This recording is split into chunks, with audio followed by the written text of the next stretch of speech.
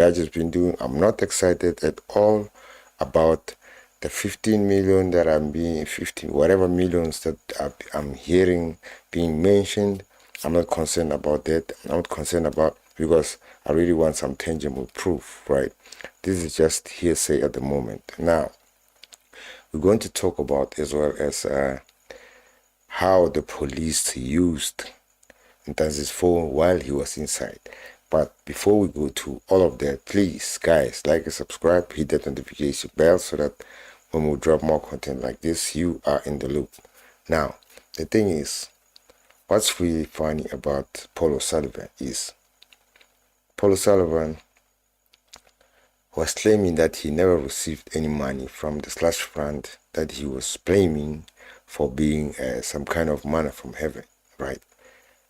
Now, only to find out that they pulled his documents from wherever they pulled them from, and then it was shown that this guy has been receiving money. And that's one thing that I really noticed, that there's some discrepancy with how he deals with his business and how he collects the money. Because on a statement, he says, you can look at my financial statements on my website, right? Forensics for Justice. You look at that, you find out that all of them, there's no electricity costs there. So you ask yourself, is there someone who's donating electricity to them or what? Because that will be some of one of the most basic costs that you could include in your financial statement.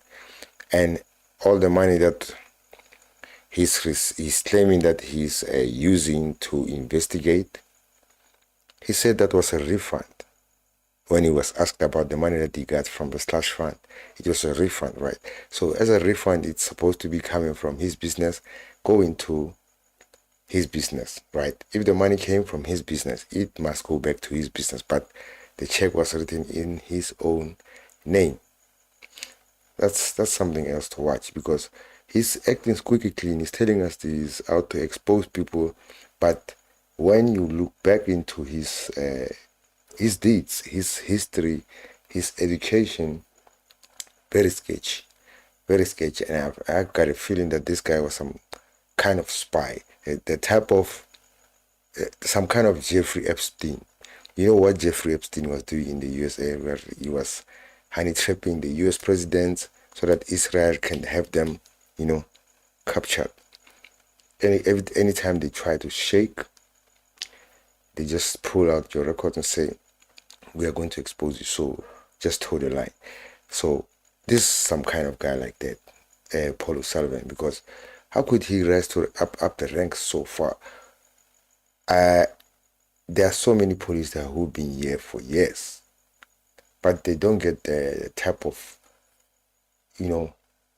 privilege that he was getting, to be able to be training reservists and all that, police reservists and stuff like that. How did he get all that due? But anyway, let's leave Paulo Sullivan alone, because the thing that disgusted me about him is that he promised some family that he's going to investigate their child's murder, only to end up for 4 years not giving any back results. The way it was being discussed in Parliament, the way it was being put against him in Parliament. And he wants to say that that lady was forcing him to lie to court. But there's no way where he put in paper to try to outline that. And there's no way where he's outlining the progress of the case. Let's leave Paulo Sullivan alone. Let's just go straight up to our case now, Judge Rata's court. I'm not at all excited about what I'm hearing about the 4, 15, 16 million, whatever millions are there that was promised. I saw that letter that Advocate therefore wrote. It some kind of an affidavit where the claims are being made. I'll see that when I'll entertain that as soon as I see those people that are being mentioned standing on the door. That's when I'll start entertaining that is some kind of serious stuff. For now, I'll just take it as some kind of rumor. Now, let's go to the Miwa case. The problem with these police, everything that they're doing is sketchy, right? I just want to show a simple example, just one example of me running into the law. This is just a road a fine, right? Traffic fine, right? So I don't want to pay all of it. And then I ask the traffic cop, what must I do? And then he tell me, no, you know what? Come on Wednesday, and then we can meet at this place at my office. From my office, you come early in the morning, we go to the prosecutor's office. Then the prosecutor signs off on you give him reasons why you can't pay the full price, and then he signs off on that. And then you wait for the magistrate. You go a day into the magistrate. That thing is going to be on record. You go to the magistrate, and the interpreter is there. The lady who takes records is there. The traffic cop is there. And the lady who interprets asks you, do you want me to interpret what the magistrate is going to say to you? Then you talk, you explain why you're not paying the full price. The process is legit. And the traffic cop is very helpful at that moment. Like he showed you all the process, even though I was late to pay the ticket. And I was able to finalize that with the magistrate just stamping my things and telling me, no, this thing is done since you admitted guilt, and then all that legit process. So you want to tell me that now this magistrate, Kronje, was not aware that something fishy was going on, and then she decided to take a confession inside the office. No interpreter, no stenographer, no record being captured. She decided to do her own illegal recording, right? That illegal recording, I think it was there just to amp up whatever was being said inside there. But I really was interested to hearing what that record was all about, because it was going to be tough for them to concentrate all those questions into that tape, because there has to be a performer. That process has to be recorded there, and then there has to be a process of Ntanzi now making the confession. So I don't think they were able to. I think that's why Rata disallowed it, because he felt like it doesn't correlate. They're helping me, these guys, when they say we don't want it to be allowed. I don't know what they saw. I'm just guessing. I'm just making my own assumptions that Rata probably saw it. That's the only thing that he ever gave the defense, that the tape was illegally taken. But he doesn't go all the way, say the confessions as well. That process was illegitimate. Was an illegitimate process, because this is a process that has to be in the records of the law, right? I mean, imagine a process that I just explained to you, of going to get rid of a ticket, and that guy of a traffic cop, they all follow the process. The prosecutor, they follow the process, the magistrate, even the magistrate, up to that, like they were all there. And no shortcut was taken. So, are you telling me that this judge now, with 50 years experience, he can't see that there were so many shortcuts taken here when it comes to taking the confession from Ntanzi, right? And then now, before I play you the video of today, what was going on with Ramsipili, like laying the evidence in chief of leading the evidence from Ntanzi, right? There was some kind of discussion on, the channel where they cook everything. They cook the polls, they cook the opinions, they manufacture consent. These guys are saying, one of them, I think he's a lawyer. There were two lawyers there, not the older one, the guy with the black shirt. He's saying when that guy of infotainment, when he raised the issue of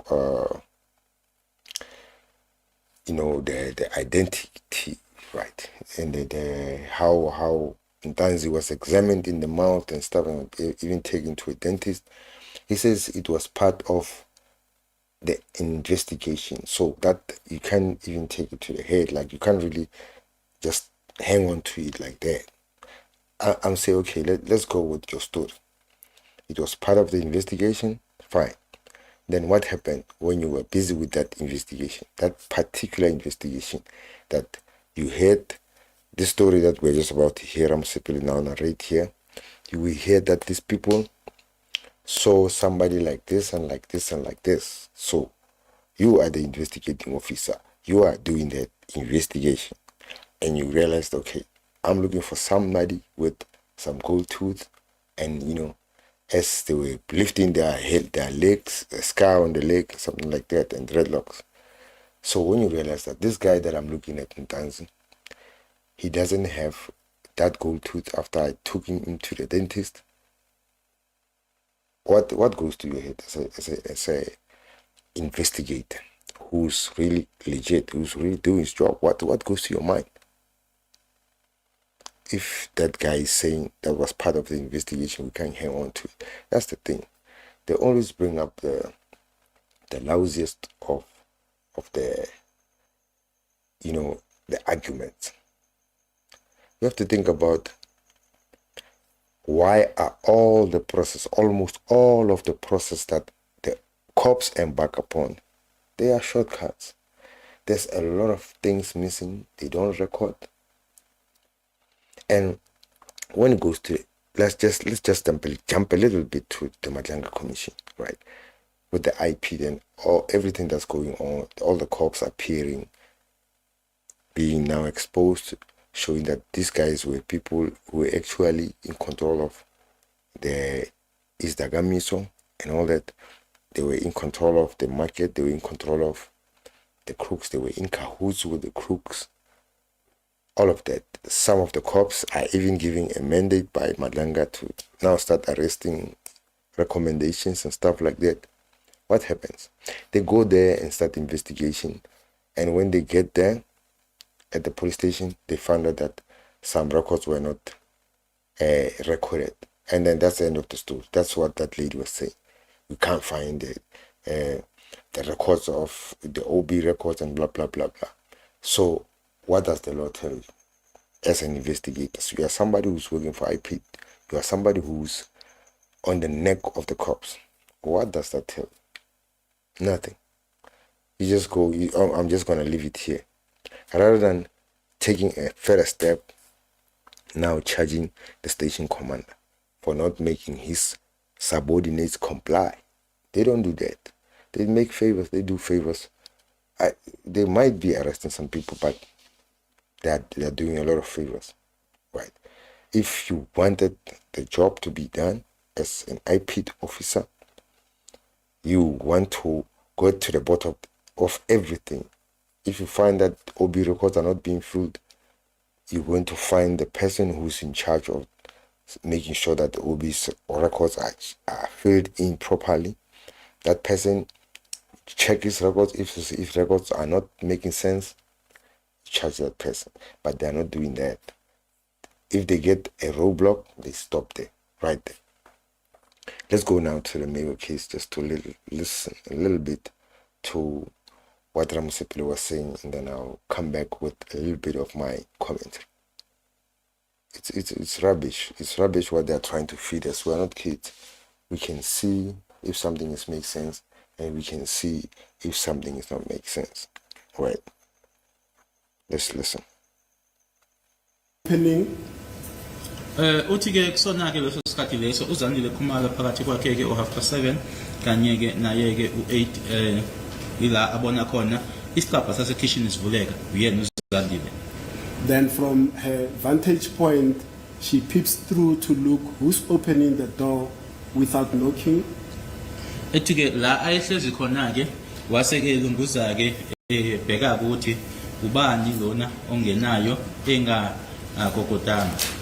And suddenly she observes a man short in stature, holding and pointing a firearm at them, using a profanity and demanding them to take out their cell phones and money.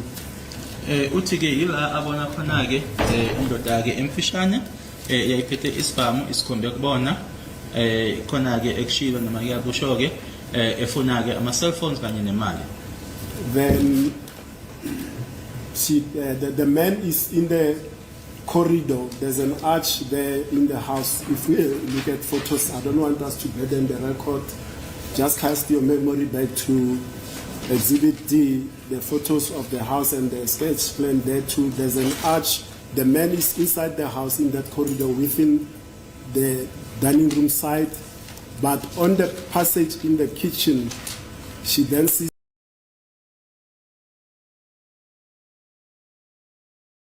another man who is taller than the first one that entered.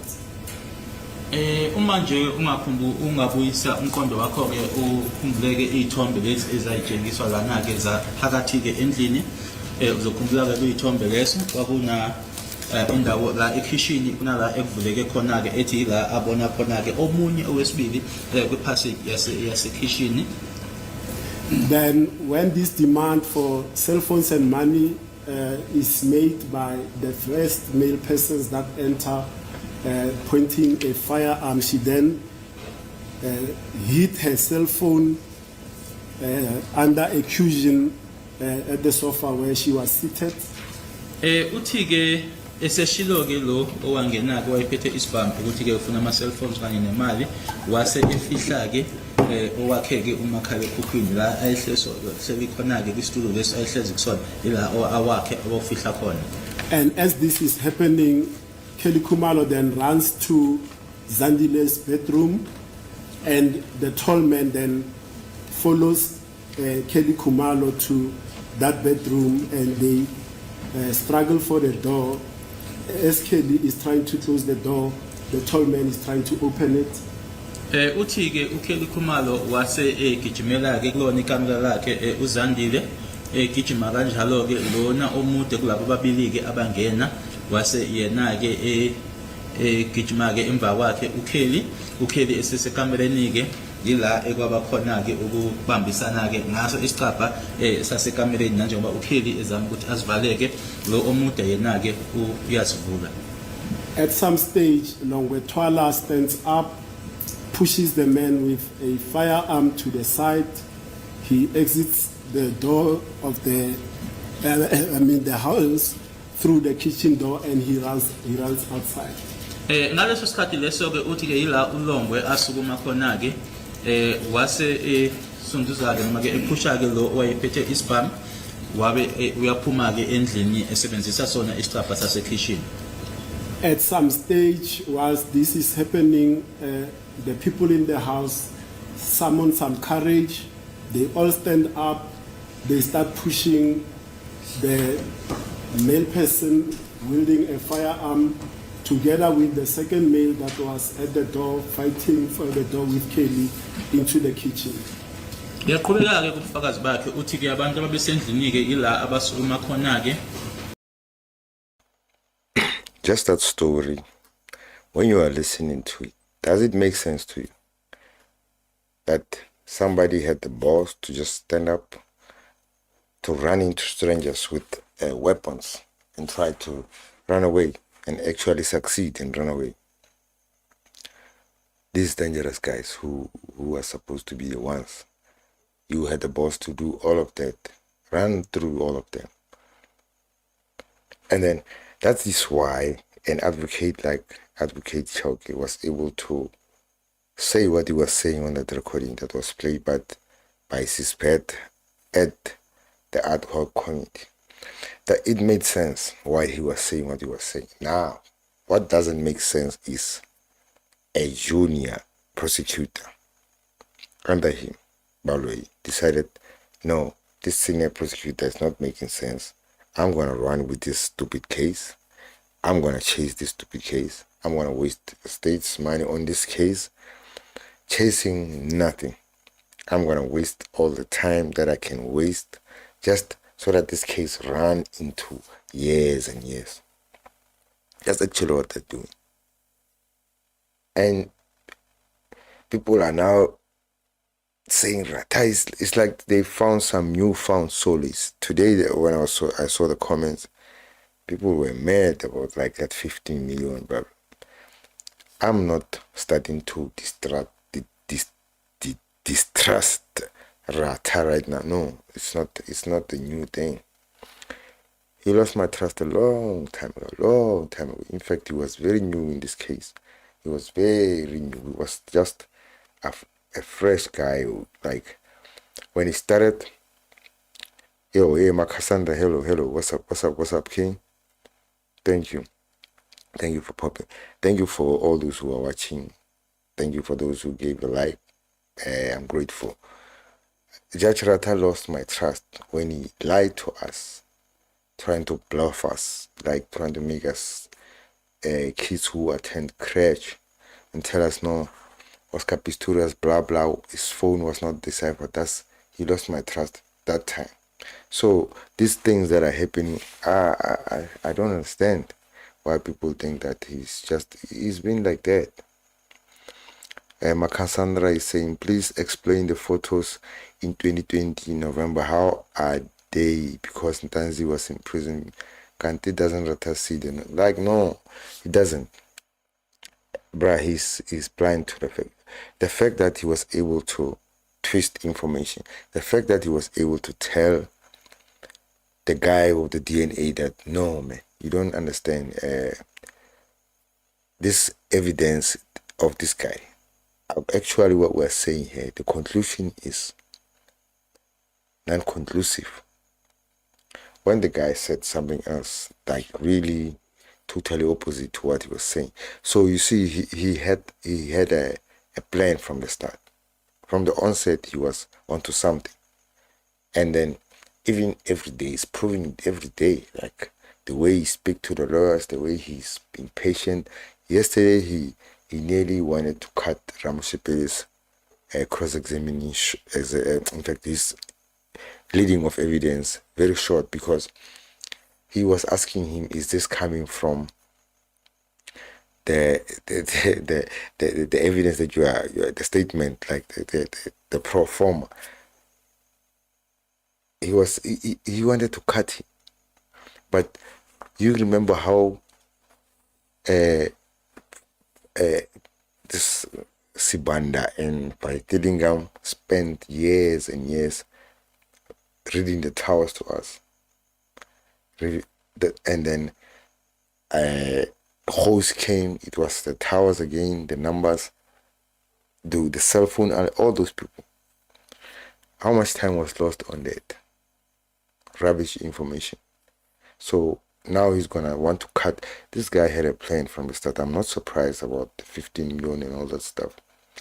I was already disgusted, disappointed from the onset. Let's go, guys. Let's listen, and then I'll come with some commentary.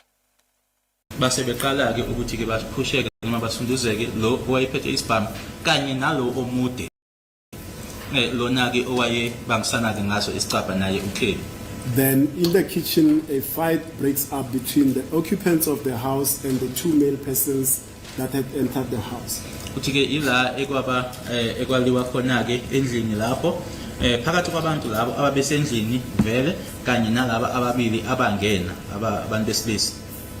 Then Zandile Kumalo says she recalls that at some stage she saw one of Tumelo Madala's crutch lying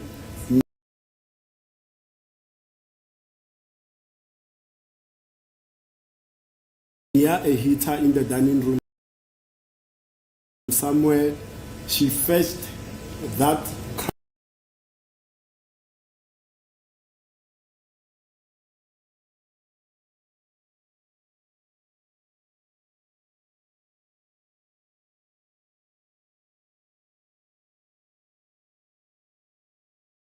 crutch with the aim of hitting or assaulting the tall man with it.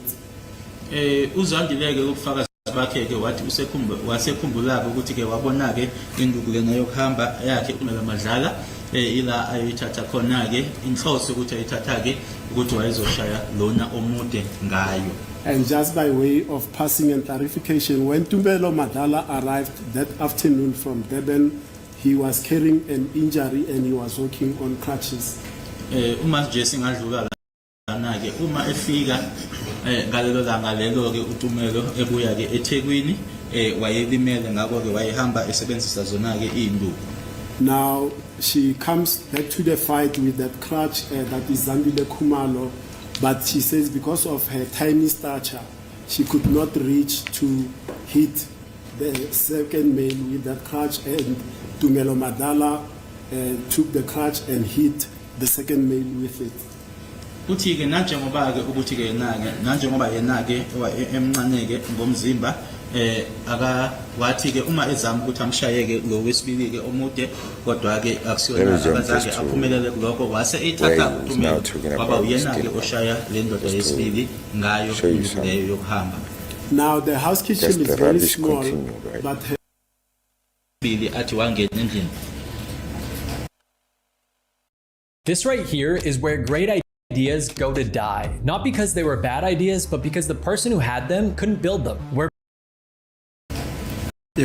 Yes, my Lord, I heard. And the description that she gave of the second male that entered the house was that he was tall, he was wearing a hoodie, he was not too light, and he was not too dark in complexion. Uma esho ke emchaza ke ukuthi ke wayemude lo wayemude ke wayegqoke ihoodie nokuthi ke futhi ke wayengekho mnyama futhi wayengekho mpofu ngebala. Did you hear that description? Ukuzwile lokho? Yes. Yes, I hear.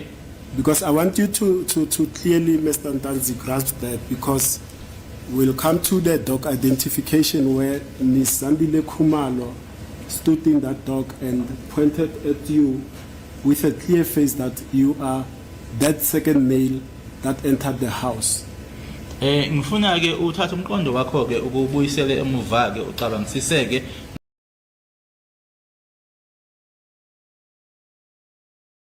ngoba ke siseza ke la khona uMzandile Khumalo wayela enkantolo emi kuyona ke indawo le umi kuyona ke wase ekhomba ke la ohlezi khona ke ethi lo yomlisa wesibili lo owangena endlini kwakuwena siyeza lapho. But did you hear that, and did you see her identifying you from the dog to say you are the second male that was tall, that was wearing a hoodie, that was not too light or too dark in complexion? Wamuzwa ke uma ekusho lokho na futhi ke nangesikhathi ke ela enkantolo ekhomba wena ke uhlezi lapha yana phansi ke ethi kwakuwena ke loya owesibili kulabo ababili abangena endlini owayemude owayefake ihoodie nokuthi futhi owayengekho mnyama ke futhi engekho mpofu ke ngebala. Yes. Did you enter the Khumalo household on the 26th of October 2014? Ingabe wangena yini emzini wakwaKhumalo nge 26 October 2014? No, my lord. I don't even know where it is.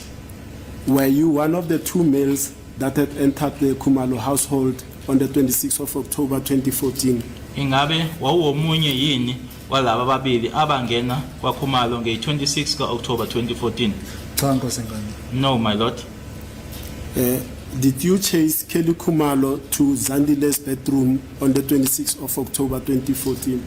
Ingabe wasukela noma wagijimisa uKelly yini ukuya ekameleni lika Zandile Khumalo nge 26 ka October 2014? No, my lord. Were you pushed by the people that were in the house together with a male with dreadlocks to the kitchen by the people that were in the house? Ingabe nasinduzwa yini wena ke nowesibili ke owayinama dreadlocks nisinduzwa yibona abantu ababesendlini benisinduzela khona ekitchen?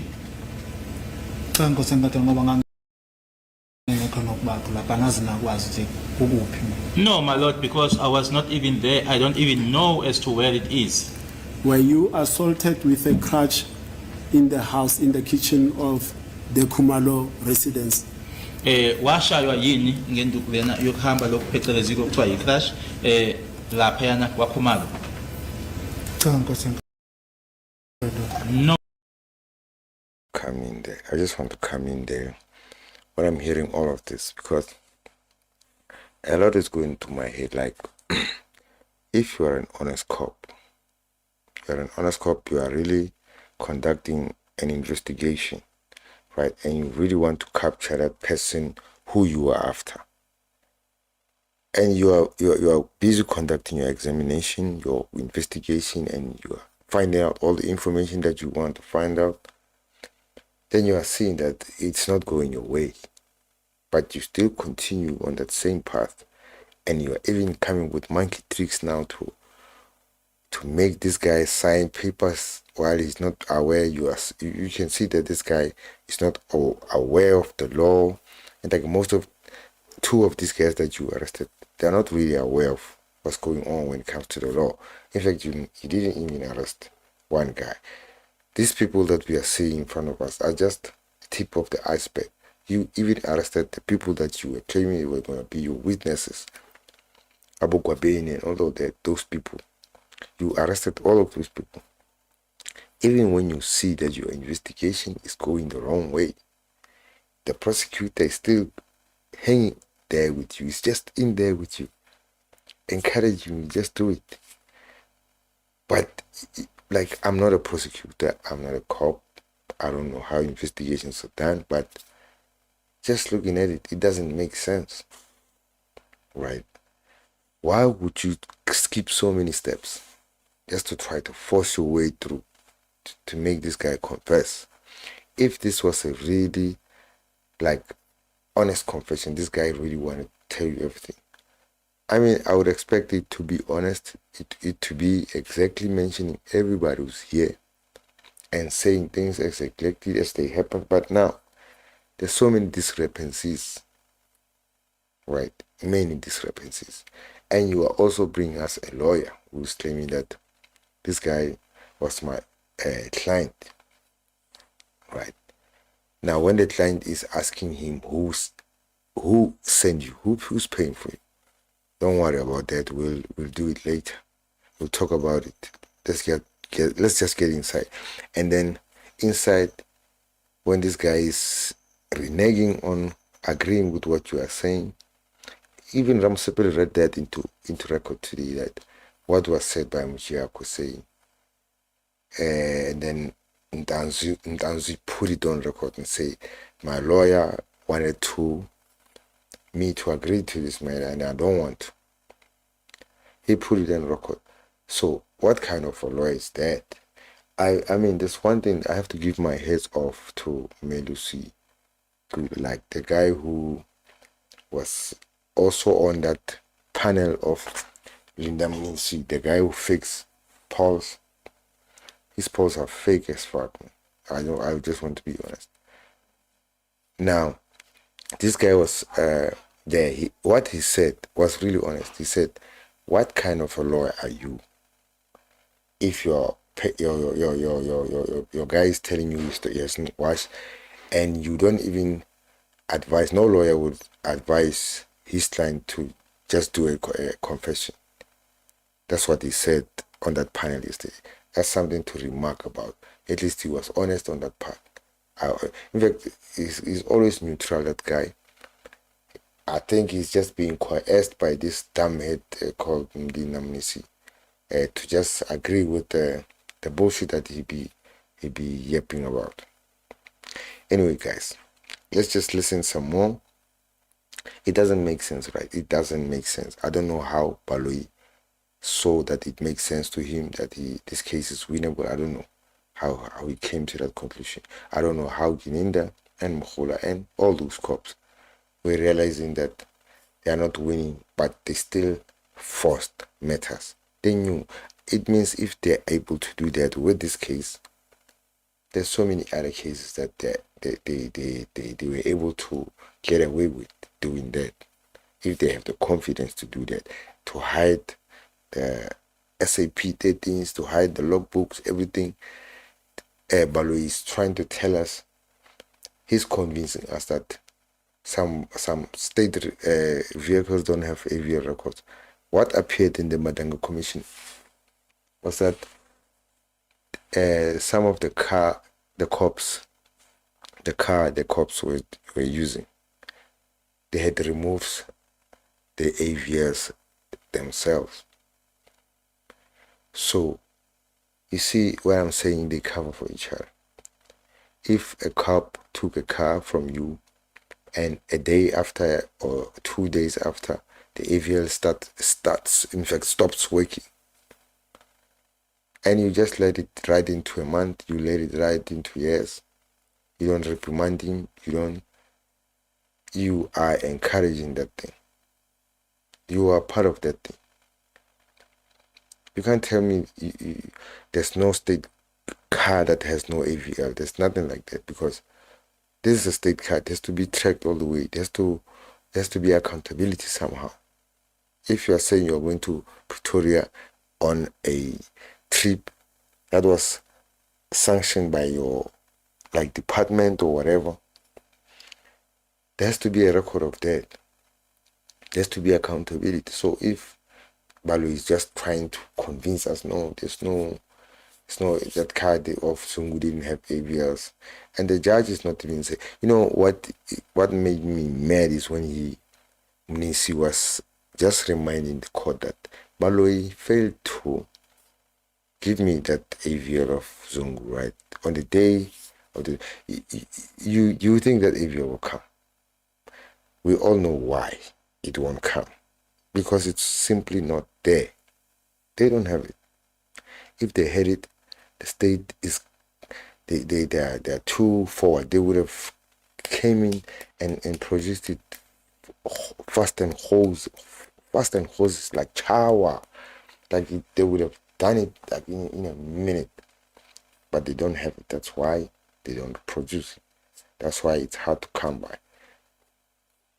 Now Balo is saying, no, this guy knows we told them that we are not going to, in fact, that thing is not there, but he never put it in writing. You see, and the judge doesn't call him to order. You hear what the judge said? Oh, did he ask you about, as if he was not there, as if he didn't hear Mnisi making that request. And there's so many other requests that have been made and they were never fulfilled. So many rulings that Judge Rata made in that court, they were just overlooked. Like Madala, who's just crazy, telling you, hey, go and take those donkeys and put them that side, and you take those donkeys, and then after 2 hours he tells you, no, take those donkeys and put them that side. There's no grass that side, and then he keep on doing that, but he doesn't see. So what they end up doing is just keep telling him, yo, nah, I did it. I took the donkeys that side. They are eating that side. When he says take them that side, okay, we're gonna do it, but that thing is not actually happening. Anyway, guys, I don't want to take too much of the time. Let's just listen to Ramusepelo for the last time. Koskoriza says, SA says, cooking gone wrong. Yeah, you're right. I mean, it's cooking gone wrong. You cannot tell me a simple process like a ticket processing, like admission of guilt for a ticket, for a traffic fine that I went through. That process was so legit, more than the process of an offering of somebody who's famous,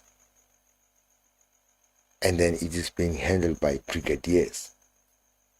There I was being handled by just a traffic cop, a normal traffic cop, and we did things nice. I ended up being on record, standing on the stand, just telling him I admit I'm guilty, but I won't pay the fine. I'm not able to, because it's this and this and this, and they say no, it's fine. How much can you pay? This much. Okay, fine. There's the money. No, we've already paid. Here's the slip. Nice. Everything done. With the prosecutor there, the prosecutor came there. Like it was not some thing, and you are done. The prosecutor came, the magistrate was sitting on where she's supposed to sit, the stenographer was taking notes. The interpreter lady asked me, "Can I interpret for you?" I'm fine. I can hear what she's saying. I don't want to take too much of that. You can just listen to her. It was done. More legit than this process of Ntanzi. And to make it worse, his lawyer claiming he was there. Rubbish, garbage. Let's listen to Ramos Sepili, and then I'm going to close the show in a few. Thank you for those who popped into the live. I was not here for a while, but I'm back. I'm back with more gusto. No, my lord.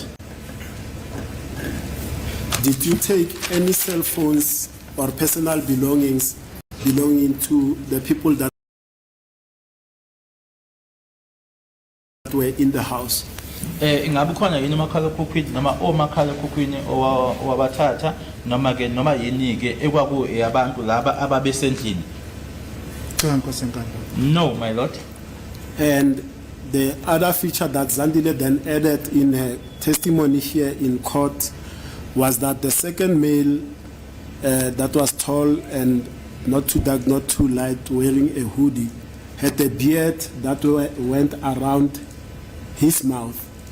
Did you hear that? Okunye futhi ke okwashiwo uyena uZandile echaza lo wesibili ke owangena ke endlini uthi ke waye nentshebeke eyayi jikeleza la emlonyeni wakhe. Wakuzwa lokho? Yebo ngakuzwa Nkosi. Yes, I heard it, my lord. And on the 26th of October 2014, did you have a beard? Nge 26 zika October 2014 wawunentshebe yini?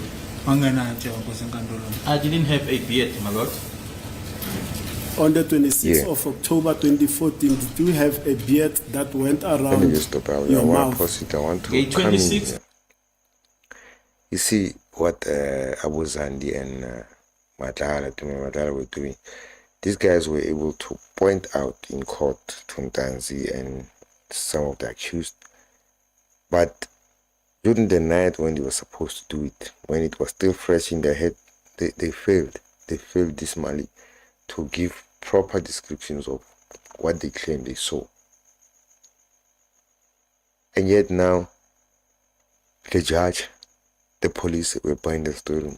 I don't think they're buying this. I think the police even helped them to build their story, to build this garbage story. Because what kind of cop to continue with an investigation even when he's realizing, no, it's not going my way, but he's going to continue with that rubbish investigation, and he's going to force matters. He's even forcing matters, choking you and all that.